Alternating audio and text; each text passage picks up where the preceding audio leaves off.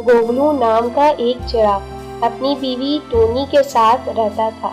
वो रोज सुबह अपने खेत में जाता था। बारिश न होने की वजह से उसका खेत सूख गया था और कुएं में भी पानी खत्म हो गया था। गोगलू बहुत दिन तक परेशान था। एक दिन टोनी चिड़िया उससे कहती है, आपका एक दोस्त है कालू कौआ, उसने आपसे 500 रुपए उधार लिए थे। जब उसको जरूरत थी तो हमने उसे दिए थे।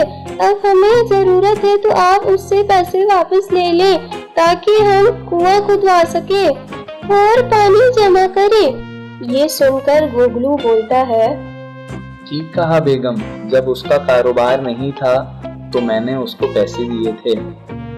ये बोलकर गोगलू कालू कौवे के पास जाता है और उससे बोलता है, भाई मुझे पैसों की बहुत सख्त जरूरत है। मेरा कुआं सूख गया है। जो मैंने तुम्हें पैसे दिए थे वो तुम वापसी दे दो ताकि मैं कुआं दोबारा खुदवा सकूं और उसमें पानी जमा कर सकूं। मुझे बहुत सख्त जरूरत है। ये सुनकर कौवा बोलता है, मेरे कारोबार भी ठप हो गया है। मेरे भी हालात सही नहीं हैं। तुम एक काम करो, तुम ईद के बाद आओ, मैं कुछ बंदोबस्त करता हूँ तुम्हारे पैसों का। ये सुनकर गोगलू बहुत परेशान हो जाता है और वापस घर आ जाता है। घर में टोनी उससे पूछती है, पैसों का बंदोबस्त हुआ है?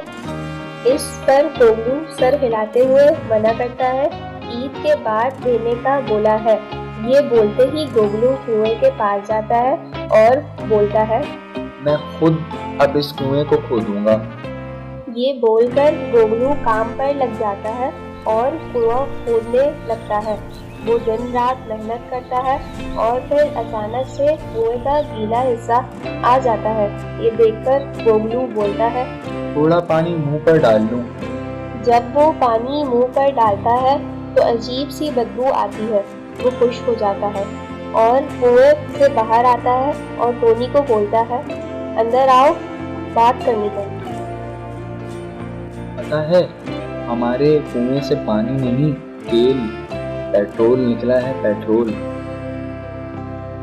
ये सुनकर टोनी चिड़िया खुश हो जाती है और बोलती है, अब हमारे हालात अच्छे हो जाएंगे। गोगलू रात में लोगों से बचकर कुएं से पेट्रोल निकालता है और उसे दिन में बेचता है और इस तरह उनके हालात दिन ब दिन अच्छे होने लगते हैं। यार, जब से तुमने पेट्रोल का काम शुरू किया है बहुत ही आसानी हो गई है। गांव से बाहर नहीं जाना पड़ता, बल्कि अब तो गांव में ही पेट्रोल मिल जाता है। मैं चाहती हूँ थोड़ा जेवर ले लूं, अब हमारे हालात अच्छे हो गए हैं। ये सुनकर गोगलू बोलता है, नहीं, अभी कुछ नहीं लेना, वरना मेरे दोस्त कालू को शक हो जाएगा। गोगलू के मना करने के बावजूद टोनी जेवर खरीद लेती है और उसे पहनती है। उसका ये सोना देखकर कालू की बीवी मोना अपने शौहर को बताती है। ये सुनकर कालू गोगलू के पास उसकी दुकान पर जाता है और बोलता है, अभी कुछ दिन पहले तो तुम बहुत परेशान थे पैसों के लिए, लेकिन अब टोनी भाभी के जेवर देखकर ये लगता है कि तुम्हारा कारोबार तो बहुत अच्छा चल रहा है। हाँ, बस सब मालिक का करम है। पेट्रोल लाते कहाँ से हो तुम? शहर से लाता हूँ। कौन सी जगह से ले आते हो पेट्रोल शहर से? मुझे भी बताओ।